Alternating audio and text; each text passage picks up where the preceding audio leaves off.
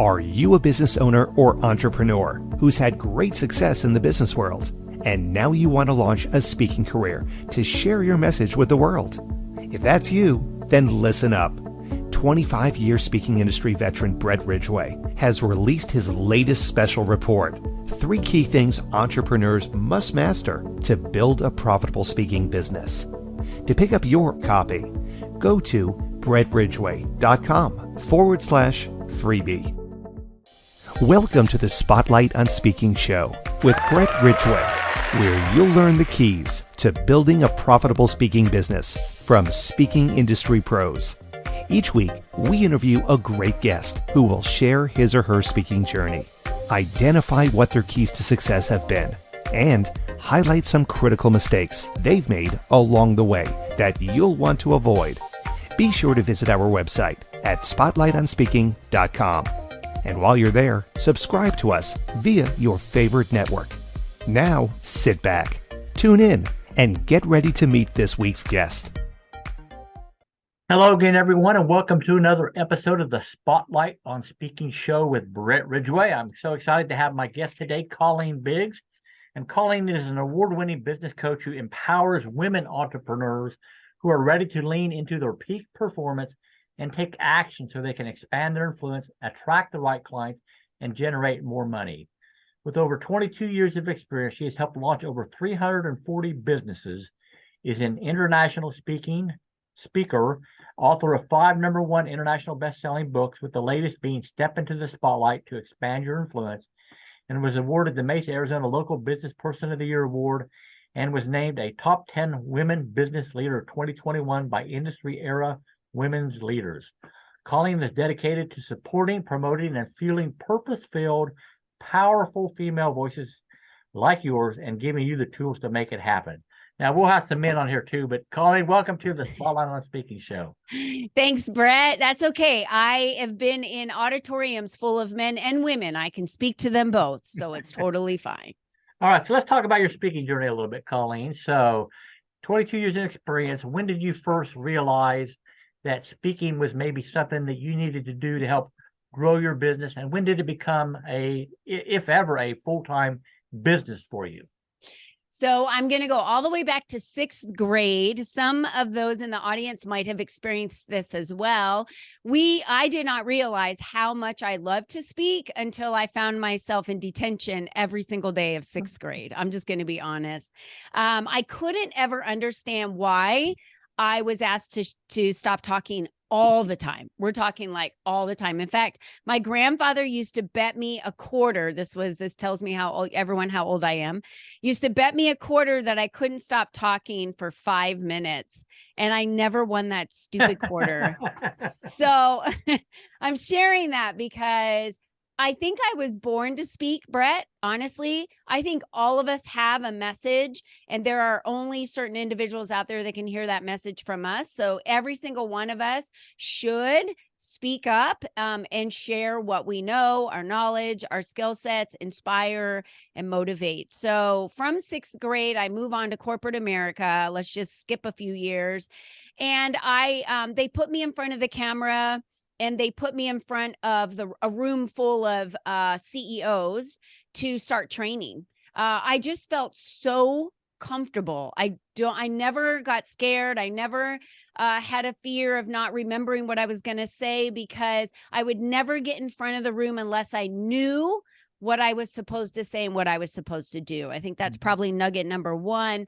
You feel fearful and you get very worried or anxious or have anxiety when you don't feel comfortable, when you don't feel like you know exactly what it is that you need to say. So I started training back in the early 90s in corporate America. So I started out as a corporate trainer first, I would say. And then I was asked to conferences to run workshops and to speak on specific subjects. And I would do that through several networking groups I was part of. And that's really what started my journey of being really just being in front of a room full of hundreds of people and feeling completely comfortable knowing that I could own the stage and that I should be there. So I'm taking it from your answer there, Colleen, that pretty much from the get-go, you've included speaking as part of your business building marketing toolbox, so to speak. I have, and that was in corporate America. So I have to say, when I left corporate America, I really didn't know as an entrepreneur, other than my own business and how I set up my business. In 2019, to give you an example, I came out of corporate America, started a community called Lead Up for Women, and I traveled to 10 cities in 10 states, put together panels of women leaders, got women from the area together. They paid a ticket to come to a luncheon, to network, to collaborate, to listen to women leaders for a few hours. And I created a stage for myself. So from the get-go, right when I started my community, I created a stage for myself, but I didn't know at the time, and I'm going to be honest, how to get on other people's stages, because I was a newbie. I was like barely this newborn as an entrepreneur. I'd been working with them entrepreneurs for decades, 2 decades up to that point, but I had not yet figured out, like, well, what do I do to get on other people's stages? So that was a learning curve coming out of corporate America. So obviously you've used speaking as a business building tool initially, primarily. Yeah. Have you dabbled in the keynote speaking or the platform selling worlds? I mean, which world do you feel that best fits you? Okay, I've been in all the worlds. So the pay to play worlds, the get on my stage for free world, do the virtual, box world. Lately, starting as of last year, 2022, was my first year that I started getting paid as a keynote speaker. And I think it's because I had spent the few years getting on every stage, every platform I could get on, every podcast, every magazine article, every summit, every conference. I would pay to play and sell from stage.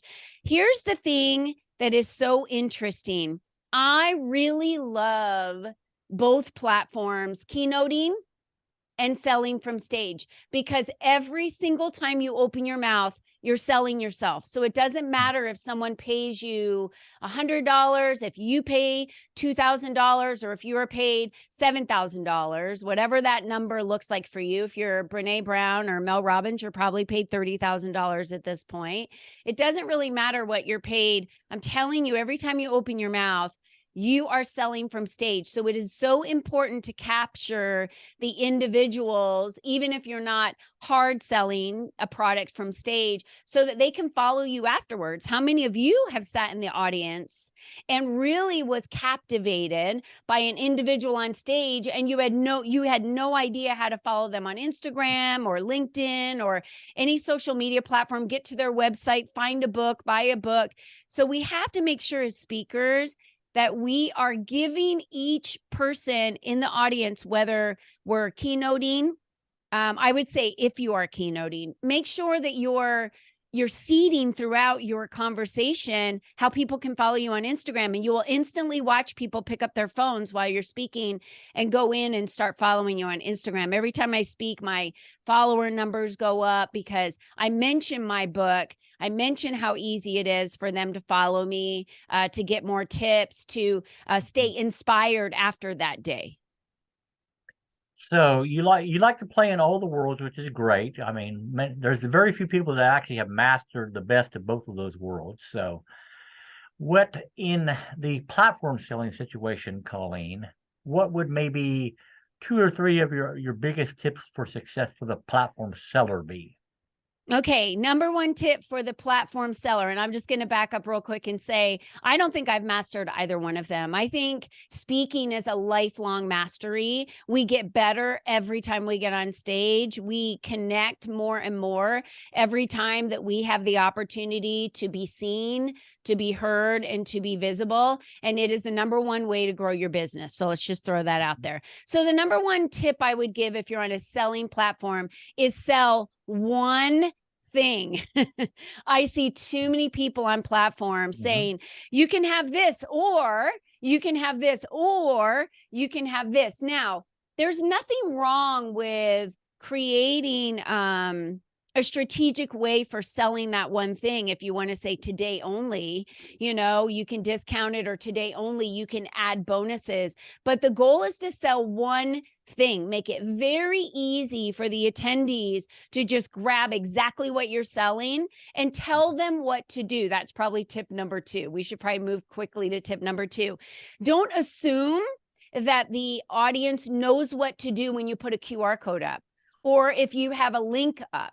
Right? So I will literally say to the audience, if I'm on a selling platform, get your phones out, scan the QR code behind me, and then I'll pause. And if there's like 5 people getting phones out, I said, no, I was serious about that. Everyone, get your phones out. And then everybody gets their phone out. They will just follow the prompts and do exactly what you say, whether they actually buy it or not. But now what you've done is you've gotten the information into their phone. It's right there into their phone. So I work with a platform called 360. It's one of my favorite platforms that I work with. I don't know if you know Ray Perez, but he created this 360 platform, and why I love it is because I can have people scan my information and it literally drops it right into their phone. All they have to do is click an arrow and all my contact information goes straight into their phone. And then I can just say the first 10 people that send me their name and email address win XYZ. And then everyone's sending me their name and email address. So now I have their phone numbers, I have their names, I have their email addresses. It's a talk that I do when I sell on a lot of summits where I talk about to speakers like today, how to build a community from stage. You've got to have something that they are able to capture right away and that you are able to capture their information right away. Freebies are great. Downloads are great. We all have them, right? We all have them for specific areas in what we do, but we need to make sure that we are utilizing every tool that we have and having everything in one place, like a 360 platform like I do. You can see me speak on there. You can buy my book on there. You can see one of my highest watch YouTube videos on there. You can get to magazine articles I've written. When you're on a website, usually you got to move around a lot to get to those items. And that platform I use, I do it because I'm a speaker, and it allows me to get everyone into a, you know, kind of one place. All right. So here's a question for you, Colleen. So when you go into an event and a promoter brought you to their stage and you're doing the, let's just call it name grab by using a QR code or whatever, are you having to seek special permission from them ahead of time to do that? Because that's their audience that you're grabbing names at it. Yeah, so it really depends on the audience. If I'm a keynote speaker, I ask permission every time if I'm allowed to use a slide that would have them be able to download something that I could be offering. I'm not asking their audience to purchase anything. I'm just asking the audience if they want to follow me or get more information from me. If they want, you know, I ask that question all the time.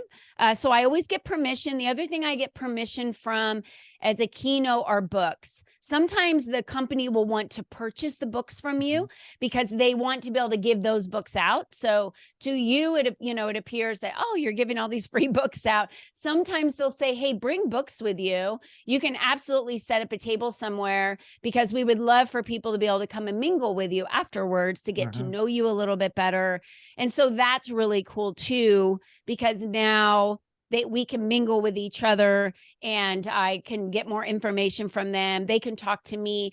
I am more about the connection that you make with individuals than selling. So I would say one of my favorite platforms is most likely keynoting over selling, but either one of them I feel comfortable doing. The goal is to get the audience to know you. So you've got to tell personal stories, to like you. So you've got to warm them up and connect with them and be relaxed around them, and then really trust you. And the way they trust you is when you're able to not BS people and really just kind of connect on a level with them that's, you know, me to you, and kind of come through to their, you know, pull on the heartstrings a little bit and really be there with them. So I love your advice, Colleen, about offering one thing, because there's so many, you know, a confused mind doesn't buy. So it's yes or no. That's the only choices they got to make. And so that's great advice. And, you know, I often caution people that when you're going on that platform, if you're going into a multiple speaker event, the platform promoter, the event promoter, is going to want to typically have you offer a high ticket item because they're going to usually do a 50-50 split with you. And so don't go in with the mind that you're going to just, sell a $20 book or whatever. You got to figure out what's going to work best in that scenario, certainly. But event promoters want to make money, and so they don't want $20 products being sold from their platform by and large. Now, you talk about the importance of building rapport and the like factor and all that. So what are some of your keys, Colleen, to building better rapport with your audiences? I actually did a YouTube video on this not too long ago, and some of the best. It should be fresh in your mind. No, it is. Some of the best ways to build rapport with your audience is interact with your audience. So many people forget this. They think I have 30 minutes. This is my time. And they just word vomit all over the audience. It's not like that, right? So if you have a chance to, I would dig into the company that you're keynoting at long before you get there. Understand their industry. I'll share a quick story. I was just hired by the city of Mesa to work with their clerks, and they do an annual conference in the summer, and it's a 3-day conference, and they bring in a keynote speaker to motivate and inspire in the middle of all this training because everyone's exhausted. So you're there to literally motivate and inspire them. And they said the last speaker they had kept talking about the courts and the courts and the courts. And she was like, we don't even walk into the court. This person kept referring to the courts. But we were all so hung up on the courts and why she kept talking about the courts. So know the company that you're going to, know what they do, know what matters, talk to the contact that you have and the individuals so that you know where their challenges are. When you talk their language and you are relating to them and their challenges and what they're going through, they drop all their guards at that point because they're like, wow, she really knows my struggles. So I tend to talk to a lot of women-filled rooms because I'm a woman and I understand the struggles of a woman because I'm a woman. So I tend to talk mainly in rooms of women, Women's Council of Realtors or Farmers Insurance, and it could be all women, that are running these individual businesses. So I get brought in a lot to motivate and inspire women. So I would say no matter who you are, you have to connect with the audience. So if you're a male, Brett, and you're walking into a room full of women that are, let's say that it's about, equality or whatever, don't act like you know what their struggle is. Right? You can have empathy toward it. You can say what a man's responsibility is in the workplace and how they can strategically assist women in being sponsored or being elevated in their positions, or, how we can take a woman and use her skills in certain areas. But you can never walk in the room and say, I know your struggles, because right away, everyone in the room's just going to turn off and be like, Brett, you have no idea you're a man. Right? So we have to be realistic about reading the room and who's in the room. So having engagement with the audience, I love to have engagement with the audience, have people participate by raising their hands or standing up or sitting down, showing an experiment by having half the room stand up or half the room sit down or whatever it may be and say, this is how many, I could have a ton of people stand up and have just a few people remain standing and say, this is how many women are actually in the industry of, from out of the United States that are in this industry of construction. If I'm talking to, and they look at those numbers and they're like, whoa, right? There's very few women. And that I would obviously have to have a point on why I was making that point, but physical gestures of having the audience stand up or sit down or turn to a person next to them and high five them or tell their neighbor something, maybe even have them stop for a moment at their tables, have a conversation. This creates rapport amongst now the attendees. So they might know each other, but now you've connected yourself to the individuals to each other. Now you've connected more and deeper that trust of the individuals to you, right? They're going along the journey with you. Telling stories is great. That's another tip. When you tell personal stories, you're allowing people into your personal world. And that is something, especially if you're speaking to corporate America, is not something that's an everyday occurrence that happens. It's you have your home life, and then you have your work life. That's kind of how corporate sees it. It's weird, but I've been part of it for 30 years, so I understand it. I stepped out of that world. I retired from corporate America, or dropped out, or whatever you want to call it, and have just decided that it is my work is my family. Everything is, this is my life. It's what I do. And so I love being able to relate to them and help them bring them into my world, so that they can get a little bit more comfortable with who I am and the struggles that I've had and had to overcome. Well, such a great advice, Colleen. I so appreciate you talking about really looking at who's going to be in that audience ahead of time, because one of the things, by and large, I see speakers inherently weak at is doing their homework ahead of time for any speaking engagement, whether it's a corporate keynote or whether it's a multi-speaker event, and finding out who else is going to be on that platform. What are they talking about? What's their price point, etc. I mean, I've seen horror stories where a promoter had 3 speakers all on the subject of copywriting at the same event. Well, you mean audience is totally tuned out by the time they get to the third person, and their chance of selling anything from that platform was like 0. So do your homework ahead of time. So Colleen, I have a couple other questions I wish to ask you, but before we do, let's take a quick break for a word from our sponsor. Are you a business owner or entrepreneur who's had great success in the business world, and now you want to launch a speaking career to share your message with the world? If that's you, then listen up. 25-year speaking industry veteran Brett Ridgway has released his latest special report, 3 key things entrepreneurs must master to build a profitable speaking business. To pick up your copy, go to brettridgway.com/freebie. And we are back with the Spotlight on Speaking show with Brett Ridgway, and my guest this week is Colleen Biggs, and Colleen has been sharing some real pearls here, so I would highly encourage you to give this episode a second listen. But Colleen, one of my favorite questions to ask my guest is always, okay, bare your soul a little bit here, Colleen. Share maybe a couple of mistakes that you made along the way that may have been embarrassing, but would be good advice to aspiring speakers to not make those mistakes.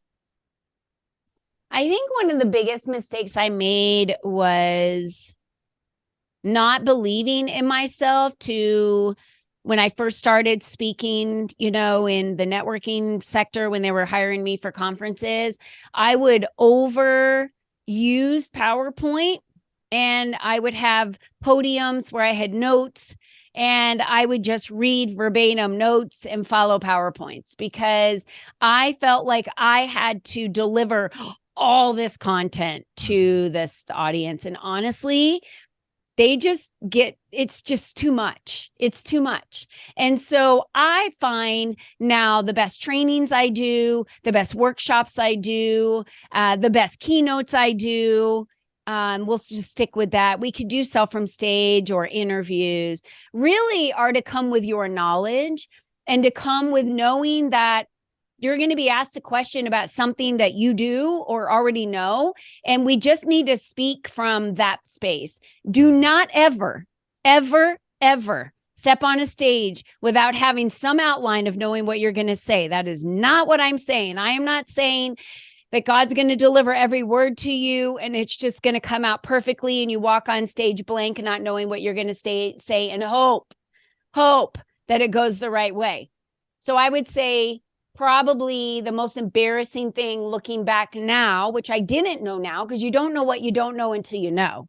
But then when I knew, it was like, you can command a stage without having so much content that you feel like the value of the content is overshadowing you. And that was a worthiness issue that I had. I felt like I needed to give all this content, when honestly, you can bullet out about 3 stories maybe, or 2 stories in a 3 stories in a 30-minute timeline, and make sure that you start and end with the subject in mind of what were you there to teach, what were you there to inspire and motivate on, and wrap it up at the end with those same points so that they feel like there was closure and that the talk had a beginning and an end. Never leave them hanging like, what did that mean? What did she mean when she said that? Or why did she end it like that? You know, like a movie that you watch and it ends and you just look at each other and you go,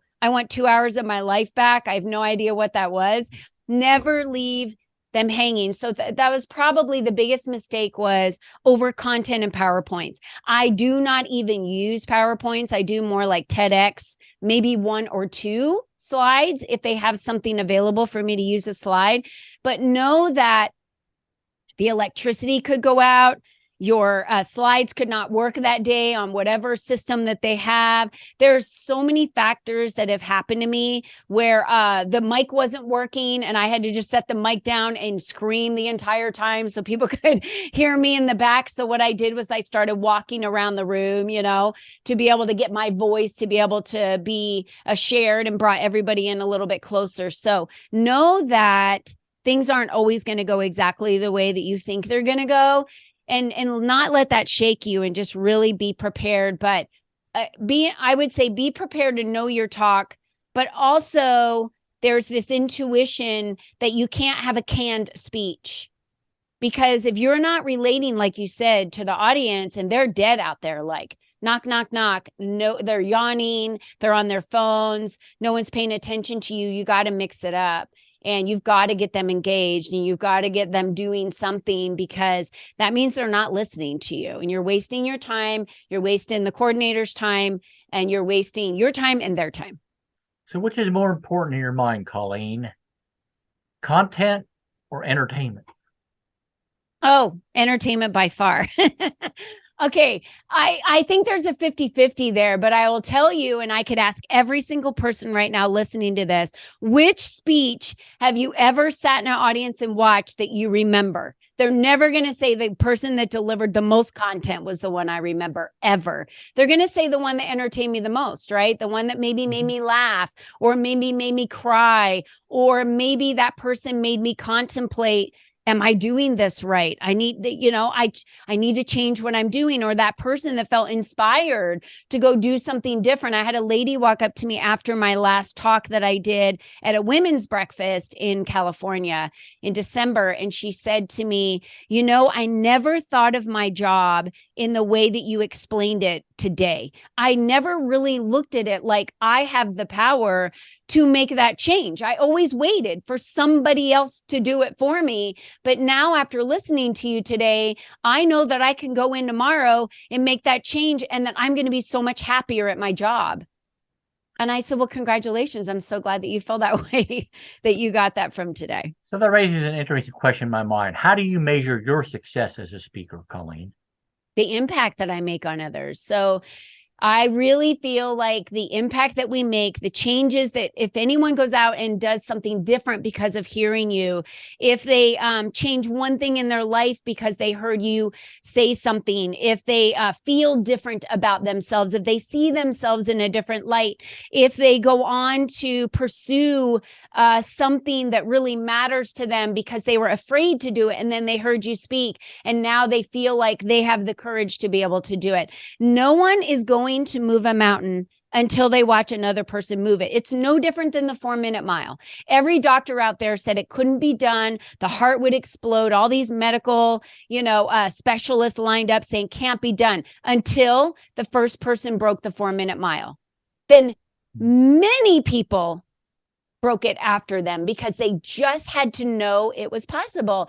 Our responsibility from stage is to share with the audience what's possible and give them the courage and the inspiration and the motivation to do that. Whatever industry you're speaking to, it could be a trucking industry. You could be speaking to a room full of daycare coordinators. You could be speaking to a room full of CFOs. It doesn't matter who's in the room. Every single individual at every single level, there's a doubt in our minds that something's not possible. And our responsibility as a speaker is to show them it is. Well, this has been such a wonderful interview, Colleen, and you've shared lots of great tips for aspiring speakers. I would like you to take a couple of minutes, if you would, and tell people a little bit more about what you're doing and how people can get involved in your world if they so choose. Thank you, Brett.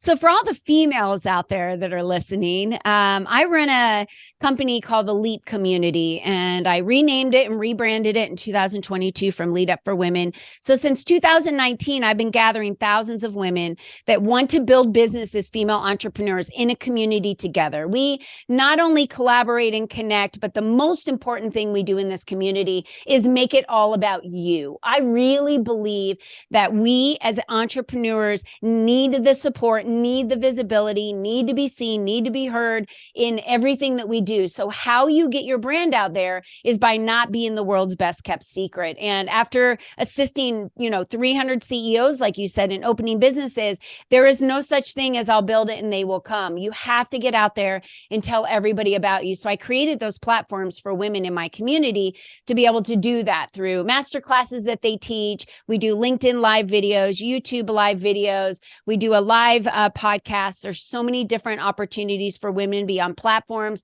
to be spotlighted through social media, newsletters, you name it. We do everything we can to keep their name out there. I'm also, like you mentioned, a business coach, and I've been working with women specifically, female entrepreneurs, to help close that gap between where they are now and what their true potential is as an entrepreneur. And, the money follows when we really push ourselves out of our comfort zone. It's one of the reasons why I became a black belt. There's 3% of individuals in the entire world that are first-degree black belts. And I did it to see physically and mentally what was possible for me. So I want to ask your audience, when was the last time they actually did something for themselves that pushed themselves out of their comfort zone where they didn't know what was going to happen? That's when the big growth happens. That's when the big changes in each one of us happen. So you can find me everywhere at Colleen Biggs. You can look me up on Google.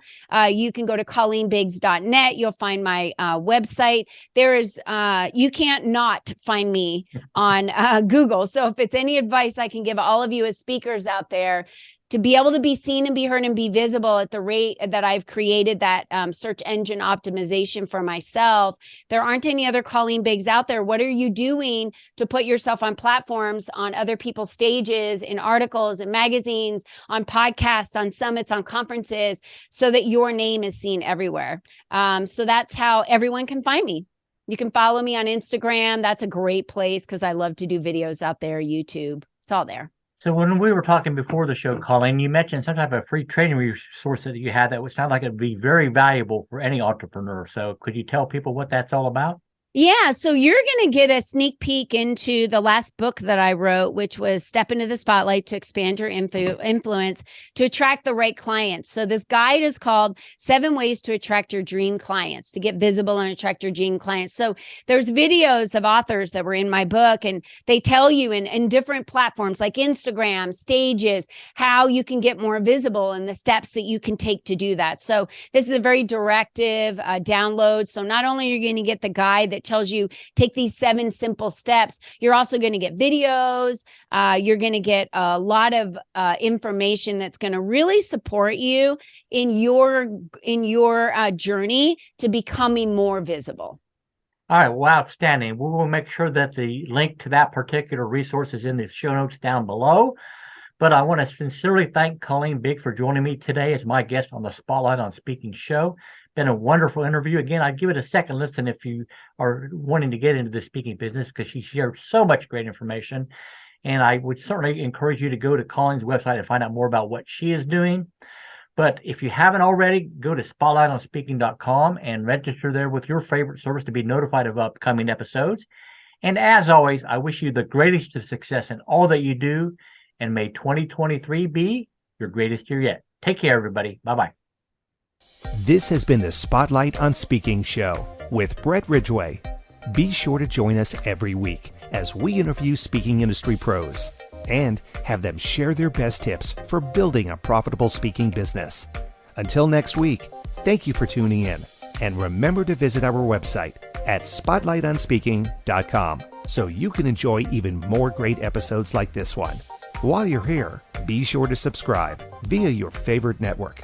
We look forward to seeing you next time on the Spotlight on Speaking show. Until then, Our sincere best wishes to you for the greatest of success as you work to build your own profitable speaking business.